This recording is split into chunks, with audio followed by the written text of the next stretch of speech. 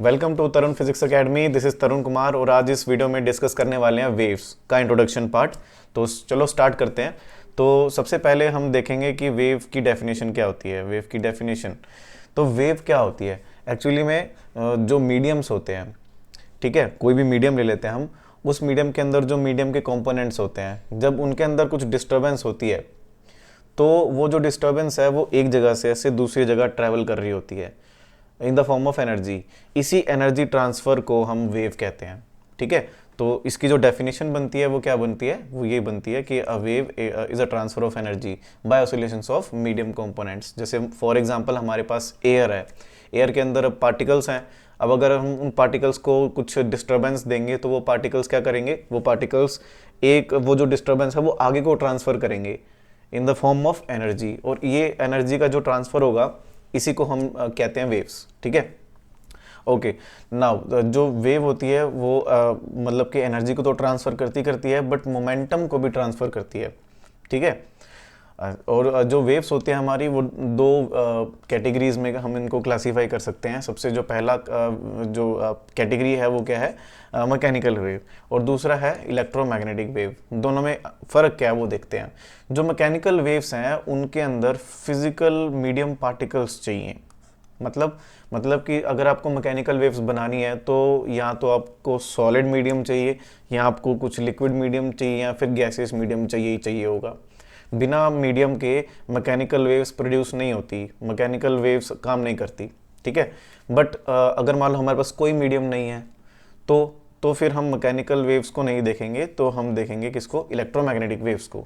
Electromagnetic waves ऐसी waves होती हैं जिनको कोई मीडियम नहीं चाहिए होता, जैसे कि लाइट रेज, ठीक है। इनको मीडियम नहीं चाहिए होता, इनको बस चाहिए क्या होता है, इलेक्ट्रिक और मैग्नेटिक फील्ड चाहिए होता है बस।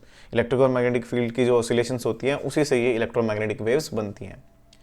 अगर हम बात करें एग्जांपल की, तो मैकेनिकल वेव्स जो होता है उनका बेस्ट एग्जांपल क्या है, साउंड वेव्स।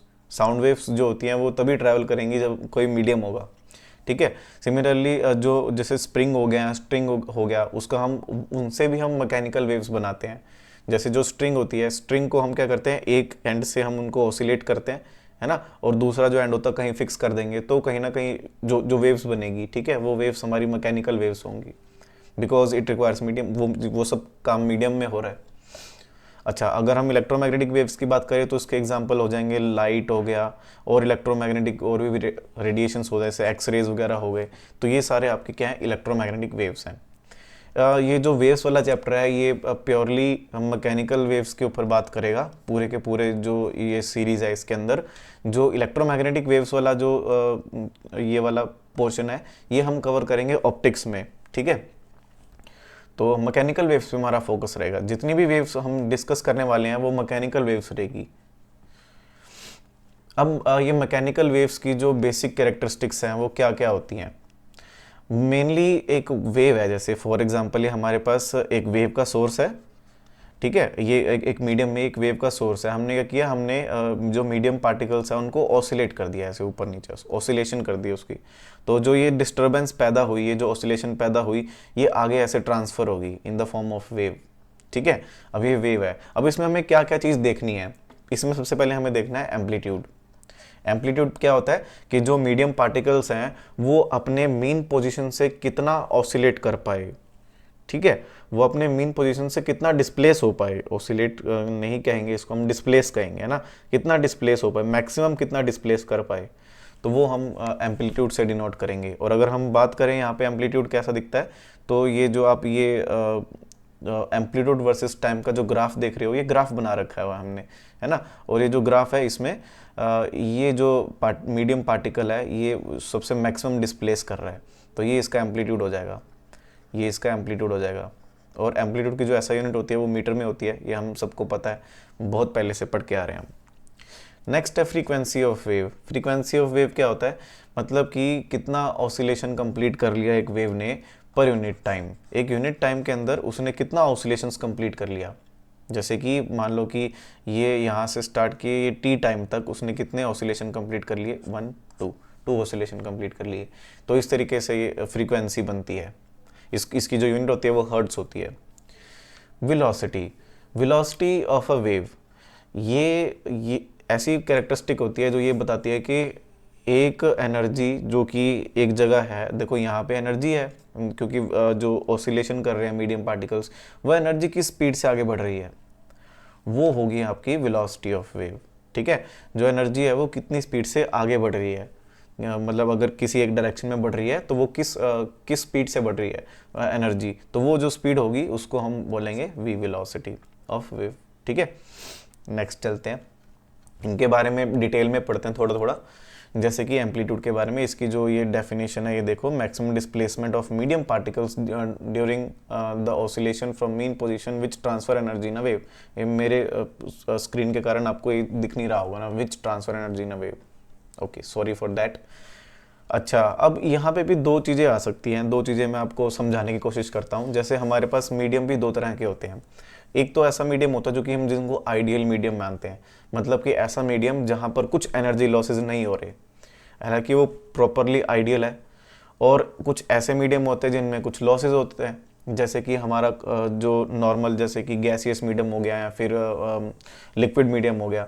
तो ये सारे मीडियम्स क्या हैं, ये लॉसी मीडियम्स है। यहाँ पे एनर्जी लॉसेस के चांसेस बहुत ज़्यादा हैं, तो लॉसी मीडियम ही एग्जिस्ट करते हैं वैसे तो, है ना। अच्छा, एनी हाउ, फॉर लॉसलेस और आइडियल मीडियम, अगर हम आइडियल मीडियम की बात करें तो आइडियल मीडियम के अंदर अगर हमने हमारे पास कोई एक वेव का सोर्स है मान लो, और उसने ऑसिलेशन स्टार्ट किया, तो जो मीडियम पार्टिकल्स हैं वो भी ऑसिलेट करेंगे।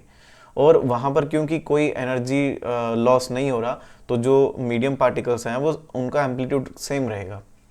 तो क्योंकि जो आइडियल मीडियम उसमें एनर्जी लॉस नहीं होते, इसलिए सेम एम्पलीट्यूड रहता है, यानी एम्पलीट्यूड कांस्टेंट रहता है। और ऐसे केसेस में, आइडियल मीडियम के केसेस में, जो एम्पलीट्यूड्स होते हैं वो डिपेंड करते हैं वेव का सोर्स कैसा है, वेव के सोर्स के ऊपर प्रॉपरली डिपेंड करते हैं। ठीक है जी, समझ में आया। अच्छा, अगर हम बात करें किसकी, लॉसी मीडियम की, जो एक्चुअली में एग्जिस्ट करते हैं मीडियम, वो लॉसी मीडियम्स होते हैं। वहाँ पर एनर्जी लॉस बहुत ज़्यादा होता है, in the form of may be heat और any other form, it must be there, है ना। सो उसके अंदर जो वेव सोर्स होता है, अगर उसने कुछ एनर्जी प्रोड्यूस की, तो वो एनर्जी कहीं ना कहीं जाके कम होती रहती है और वो लास्ट में ख़त्म हो जाती है पहुँचते पहुँचते। ठीक है, यहाँ पे हम ये कह सकते हैं कि जो वो एम्पलीट्यूड होता है वो डायरेक्टली डिपेंड करता है किसके ऊपर, एनर्जी के ऊपर, यानी एनर्जी डायरेक्टली डिपेंड करती है ए स्क्वायर के ऊपर। ओके, और यहाँ पर जो ए है ये आपके पास डिपेंड कर रहा है किसके ऊपर, कैरेक्टरिस्टिक मीडियम का कैरेक्टरिस्टिक्स कैसा है। यहाँ पर प्रॉपरली जो लॉसी मीडियम होता है उसके ऊपर चीज़ें डिपेंड करती हैं। मीडियम की प्रॉपर्टी जो होगी, वो मीडियम की कैरेक्टरिस्टिक्स कैसी है, उसके ऊपर ही क्या डिपेंड करेगा, ए डिपेंड करेगा। ठीक है जी, ओके, आगे चलें। नेक्स्ट है भाई फ्रीक्वेंसी ऑफ वेव।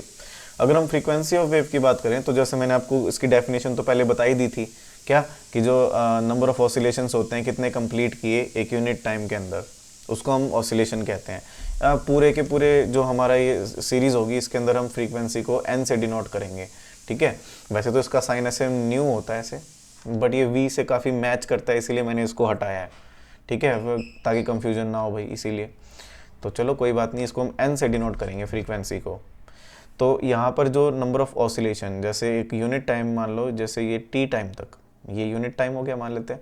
ठीक है, फिर ये t 2t फिर 3t ऐसा चलता रहेगा।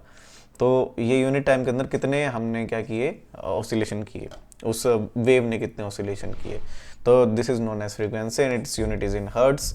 अच्छा, एम्पलीट्यूड की जो यूनिट होती है वो किस में होती है, वो मीटर में होती है। मैंने लिखा नहीं यहाँ पे किसी भी पॉइंट में, मीटर इसकी ऐसा यूनिट होती है, SI यूनिट। Okay, next. तो frequency of wave source depend only on the wave source. जो फ्रीक्वेंसी होती है वो किसके ऊपर डिपेंड करती है, सिर्फ और सिर्फ वेव सोर्स के ऊपर डिपेंड करती है। बहुत इंपॉर्टेंट पॉइंट है ये। फ्रीक्वेंसी कभी भी किसी अदर कैरेक्टरिस्टिक्स के ऊपर डिपेंड नहीं करेगी, वो सिर्फ वेव सोर्स कैसा है उसके ऊपर डिपेंड करेगी। जैसे कि एग्जांपल से समझते हैं, मान लो हमारे पास ये फर्स्ट मीडियम है, इधर वाला सेकंड मीडियम है। ठीक है, ये वाला, चलो ब्लैक वाला सेकंड मीडियम ले लेते हैं, और ये वाला फिर से हम फर्स्ट मीडियम ले लेते हैं। ठीक है, ये वाला फिर से हमारा फर्स्ट मीडियम है। तो हुआ क्या कि यहाँ से इंसिडेंट वेव आती है हमारे पास, और इसकी कुछ ना कुछ फ्रीक्वेंसी रहती है। ठीक है, उसको हम बोल देते हैं फ्रीक्वेंसी ऑफ इंसिडेंट वेव। और जब ये वेव आएगी तो कुछ ना कुछ इसका जो पार्ट होगा वो रिफ्लेक्ट होगा, और कुछ ना कुछ जो इसका पार्ट होगा वो एब्जॉर्ब होगा। मान लेते हैं ये एब्जॉर्ब पार्ट है, और जो कुछ ना कुछ पार्ट होगा वो क्या होगा, ट्रांसमिट भी होगा भाई, ऐसे ट्रांसमिट, है ना। तो ये जो इंसिडेंट वेव है ये ऐसे तीन पार्ट्स में डिवाइड हो जाएगी। तो क्या इनकी फ्रीक्वेंसी चेंज होगी? आंसर इज़ नो, कभी नहीं होगी। अगर हम बात करें इसकी तो मान लेते हैं ये जो रिफ्लेक्टेड वेव है इसका जो फ्रीक्वेंसी है वो हम NR मानेंगे, तो जो NR सेम रहेगा। एब्जॉर्प्शन की अगर फ्रीक्वेंसी है तो वो हम NA मानेंगे, तो वो भी सेम रहेगी। और अगर ट्रांसमिटेड वेव जो है उसकी जो फ्रीक्वेंसी है वो भी क्या रहेगी, सेम रहेगी। तो NI, NR और NA is equal to NT। Frequency में कोई चेंज नहीं आएगा, सिंपल इतनी बात है। चाहे वेव इंसिडेंट करे, रिफ्लेक्ट करे, एब्जॉर्ब हो या ट्रांसमिट हो, फ्रीक्वेंसी सेम रहेगी। जो वेव सोर्स ने दी है वही फ्रीक्वेंसी रहेगी। आगे चलते हैं। Last point, velocity of wave. तो जैसे कि मैंने आपको बताया कि ये क्या होती है कि एनर्जी कितनी स्पीड से प्रोपागेट हो रही है, ट्रांसफ़र हो रही है ना, एक मीडियम के अंदर, उसको हम क्या कहते हैं, वेलोसिटी कहते हैं। इसको हम v से डिनोट करेंगे। और ये जो आपका वेव वेलोसिटी है ये फिजिकल प्रॉपर्टीज़, मीडियम की प्रॉपर्टी के ऊपर ही डिपेंड करता है, ठीक है। तो ये किसके ऊपर डिपेंड करता है, मीडियम की प्रॉपर्टी के ऊपर ही। तो यहाँ पे एक चीज़ आपको नोट करने वाली है कि अगर हम एक आइडियल मीडियम लें, मान लो, तो आइडियल मीडियम के अंदर हमने देखा कि एम्पलीट्यूड और फ्रीक्वेंसी तो always depend upon wave source, है ना। और जो एम्पलीट्यूड है वो भी वेव सोर्स के ऊपर डिपेंड करेगा। बट जो वेव की वेलोसिटी होगी वो मीडियम के ऊपर डिपेंड करेगी।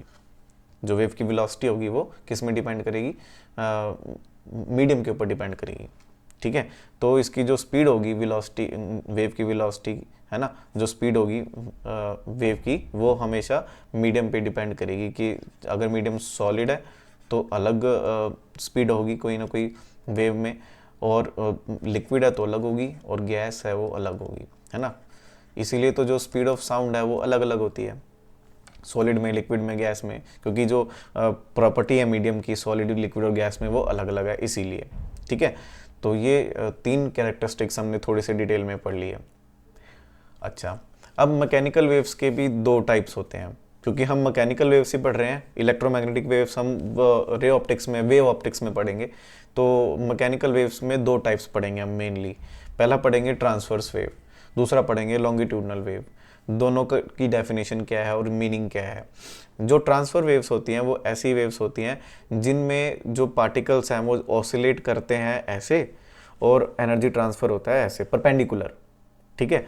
मतलब क्या, मतलब कि वो वर्टिकली ऑसिलेट कर रहे होते हैं, है ना, और एनर्जी ट्रांसफ़र कैसा हो रहा होता है, मान लो हॉरिजॉन्टली। तो दोनों में जो है एंगल क्या बन गया, 90 डिग्री बन गया, ठीक है। यानी कि ऑसिलेशन की डायरेक्शन और प्रोपागेशन की डायरेक्शन दोनों में क्या है, 90 डिग्री का एंगल है। तो that type of waves are known as transverse wave, ठीक है। अब जरूरी नहीं है कि जो अब मीडियम पार्टिकल्स है वो सिर्फ ऐसे वर्टिकली ऐसे ऑसिलेट करेगा, ऐसे भी ऑसिलेट कर सकता है हॉरिजॉन्टली। तो फिर जो प्रोपगेशन हो रही होगी वो वर्टिकली हो रही होगी। तो मतलब कि दोनों के अंदर 90 डिग्री का एंगल रहना चाहिए। किसके अंदर, जो आपके पास वाइब्रेशंस की जो डायरेक्शन है और जो प्रोपगेशन की डायरेक्शन है, दोनों के अंदर, ठीक है। अच्छा, अब इसके एग्जांपल क्या है, इसके एग्जांपल है waves in a string. String जो होती है, जैसे हमारे पास एक रस्सी हो गई, रस्सी को एक हैंड हमने बांध दिया, एक हैंड से हमने ऐसे ऑसिलेट किया, तो वो जो पल्सेस, जो वेव प्रोड्यूस होगी वो ट्रांसवर्स वेव होगी। और जैसे वाटर का जो सरफेस होता है उसमें भी आपने देखा होगा ऐसे ऐसे, है ना, ऐसे ऐसे। तो ये जो वेव होगी ये क्या होगी, ट्रांसवर्स वेव, ये वाली वेव होगी, ठीक है। तो यहाँ पे जो ये डायरेक्शन ऑफ ऑसिलेशन है ये मीडियम पार्टिकल्स की, और ये है डायरेक्शन ऑफ प्रोपगेशन। तो दोनों के अंदर 90 डिग्री का क्या है, एंगल है। तो ये इसकी डेफिनेशन होती है। ज़्यादातर ये 1D या 2D मीडियम में ही दिखती है, 3D मीडियम्स में ये नहीं दिखती, ठीक है। आगे चलते हैं, लॉन्गिट्यूडनल वेव की बात करते हैं। लॉन्गिट्यूडनल वेव में क्या होता है, इसके अंदर जैसे जो मीडियम पार्टिकल्स होते हैं, जिस डायरेक्शन में भी वो ऑसिलेट कर रहे होते हैं, मान लो कि वो ऐसे ऐसे ऑसिलेट कर रहे हैं, देखो +x - x +x - x ऐसे ऑसिलेट कर रहे हैं। तो वो ऐसे ऑसिलेट कर रहे हैं, और जो ट्रांसफ़र हो रहा है एनर्जी का वो भी इसी डायरेक्शन में हो रहा है, सेम। जिस डायरेक्शन में ये एनर्जी, जिस डायरेक्शन में ऑसिलेट कर रहे हैं उसी डायरेक्शन में एनर्जी ट्रांसफ़र हो रहा है। यानी कि दोनों के अंदर एंगल कितना आ गया, 0 डिग्री। यानी कि दोनों सेम डायरेक्शन में क्या कर रहे हैं, ऑसिलेट कर रहे हैं, सॉरी, सेम डायरेक्शन में प्रोपागेट कर रहे हैं। डायरेक्शन ऑफ प्रोपगेशन भी इसी साइड है, डायरेक्शन ऑफ ऑसिलेशन भी इसी साइड है, ऑफ मीडियम पार्टिकल्स। तो ऐसे केस के अंदर जो आपके पास टाइप होगी ये, इसको लॉन्गिट्यूडनल वेव कहा जाएगा। और इसका बेस्ट एग्जांपल है साउंड वेव्स। साउंड वेव्स जो होती हैं वो लॉन्गिट्यूडनल वेव्स होती हैं। और ये जो भी आपके पास मीडियम होता है, इनके अंदर कंप्रेशन और रिलैक्सेशन देखने को मिलते हैं आपको। जैसे कि ये आपके पास क्या है, एक स्लिंकी टाइप ले लो, और ये स्लिंकी को हमने यहाँ से थोड़ा बहुत कंप्रेस रिलैक्स किया, तो ये आगे ये जो कंप्रेशन रिलैक्सेशन है ये आगे तक जाएगा, और इसको हम कंप्रेशन कहेंगे, और ये जो रिलैक्स्ड पार्ट है इसको हम रिलैक्सेशन कहेंगे। ठीक है, यहाँ पर आपको क्रेस्ट ट्रफ मिलेगा। अगर यहाँ इसकी बात करें ट्रांसवर्स वेव की, तो यहाँ पे आपको ये जो पॉइंट होता है, हाईएस्ट पॉइंट, हाईएस्ट एम्पलीट्यूड वाला, ये आपका क्रेस्ट होगा। और ये जो लोएस्ट वाला ये जो पॉइंट है, ये आपका ट्रफ होगा। ठीक है, ये ट्रफ हो गया, ये क्रेस्ट हो गया। ओके, डायरेक्शन इसकी क्या है, अपोजिट है बस। ठीक है, एम्पलीट्यूड तो का जो मैग्नीट्यूड है वो तो सेम है दोनों तरफ, बट जो डायरेक्शन है वो अपोजिट है। तो मतलब कि मैक्सिमम नेक्स्ट डायरेक्शन में वो कितना आ गया, बस वही है ये। ओके, तो ये यहाँ पे क्रेस्ट ट्रफ एग्जिस्ट करते हैं। यहाँ पर आपके पास कंप्रेशन और रेयरफेक्शंस एग्जिस्ट करते हैं। कंप्रेशन, रेयरफेक्शन, कंप्रेशन, रेयरफेक्शन, ऐसे। तो जस्ट मैंने इनकी डेफिनेशंस बताई हैं। अभी इनको हम बहुत ब्रॉडली पढ़ने वाले हैं। ट्रांसवर्स वेव में प्लेन प्रोग्रेसिव वेव आएंगी, उनकी इक्वेशंस आएंगी, और लॉन्गिट्यूडनल वेव में पूरा का पूरा जो साउंड वेव है वो आएगा। तो है ये बहुत बड़ा जो आपके पास यूनिट है, ऑसिलेशंस एंड वेव्स, जिसमें हम सिर्फ वेव्स कवर कर रहे हैं पहले, फिर हम ऑसिलेशन वाला पार्ट भी कवर करेंगे। तो प्लीज़ जुड़े रहिए। अगर आपको एक्सप्लेनेशन अच्छी लगे तो प्लीज़ लाइक कीजिएगा इस वीडियो को, और अपने दोस्तों के साथ भी शेयर करना प्लीज़। और भाई सब्सक्राइब ज़रूर करना भाई चैनल को। Okay, thank you very much.